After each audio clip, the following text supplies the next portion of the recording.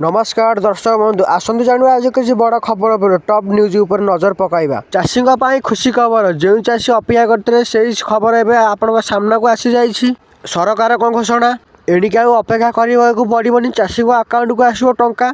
हाँ आज्ञा लक्ष लक्ष चाषी एवं अपेक्षार अच्छा केंद्र सरकार तरफ सूचना आसी आज 22तम किस्ती प्रदान कर सीएम किसान दूर है संबलपुर दैनंदिन सुविधा पीवा पानी जो असुविधा होती केंद्र सरकार मोहन माझी एक बड़ पदक्षेप घोषणा कर संबलपुर सहरवासी 24 घंटा विशुद्ध पानीय जल जोगाई देवाई मोहन माझी एक 451 कोटी टंका एवं 24 लाख टंका प्रदान कर संबलपुर पानीय जल पाई।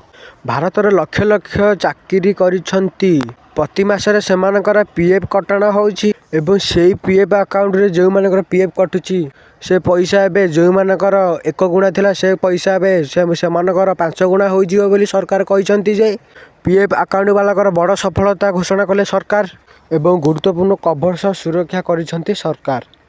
आज अर्थात सोमवार जनवरी 12 तारिख बैंक रे किछि काम रहि जाइछि कि एवं ऑफिस रे किछि काम रहि जाइछि कि ताहले निश्चय देखंतु आज सोमवार रे बैंक एवं ऑफिस स्कूल छुट्टी सब छुट्टी और जो मैंने बैंक जे से माने फेरिकी आसवाक बाध्य आज बैंक बा सरकारी काम सब छुट्टी रोचे। जय जगन्नाथ।